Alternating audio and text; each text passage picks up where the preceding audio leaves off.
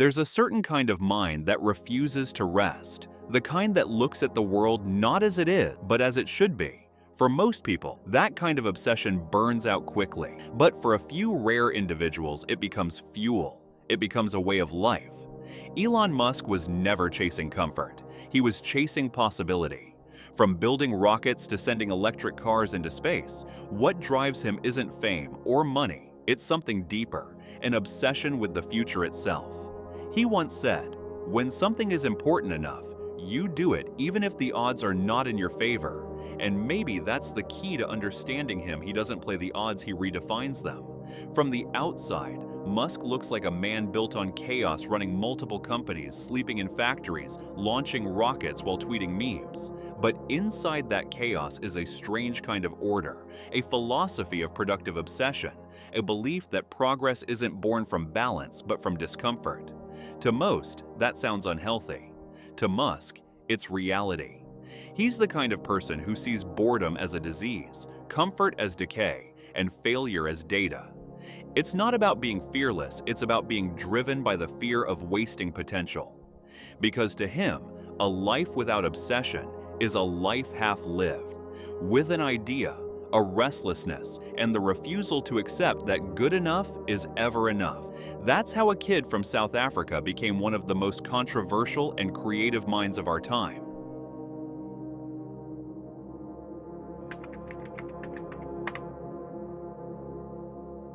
Obsession sounds romantic until it starts to consume you. It's the fire that fuels invention, but it's also the flame that can burn you alive. Elon Musk lives in that contradiction every single day. He's both the architect of innovation and the prisoner of his own intensity. Musk once admitted he spends most nights sleeping on factory floors, using a pillow made from his jacket. He says it's not a choice, it's necessity. Because when you're building something that could redefine the world, you can't afford to rest when others do. Every second counts.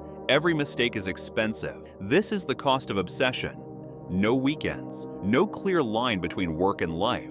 Just a blur of ambition and exhaustion, a storm that never stops moving. And yet, Musk thrives inside that storm. To him, burnout isn't failure, it's a symptom of progress. Because the alternative mediocrity feels far worse. There's a quote he loves from ancient philosophy. If something is worth doing, it's worth doing with all your heart. That's not just passion, that's obsession elevated to purpose. It's the same idea the Stoics once taught: don't run from difficulty, embrace it until it changes you.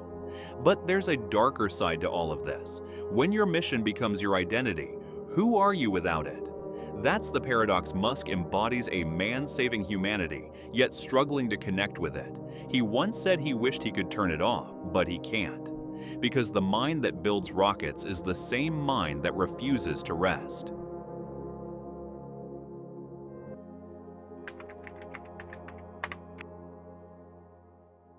For Elon Musk, risk isn't something to avoid, it's the only way forward. He doesn't see danger as failure waiting to happen. He sees it as the cost of possibility. Because in his world, safety is where innovation dies.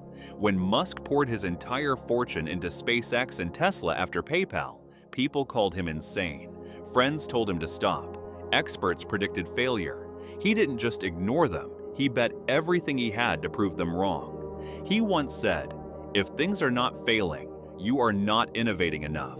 But Musk's relationship with risk isn't reckless, it's almost mathematical, a stoic kind of courage. He accepts the worst outcome before he begins, and once he accepts it, fear loses its grip. This is what separates obsession from madness awareness. He knows the edge he's walking on and walks it anyway. Risk, for him, is a teacher.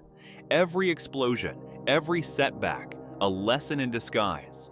The first 3 SpaceX rockets failed. Each one cost millions. But on the 4th attempt, when everything was on the line, the rocket reached orbit. And that single success changed history. There's a reason Musk keeps repeating the same dangerous pattern: launching, failing, rebuilding. It's not just ambition, it's faith. Faith that progress comes from falling forward, that if you never risk collapse, you'll never rise beyond the ordinary. And maybe that's the real philosophy behind all the madness. He's not trying to escape failure, he's trying to transform it.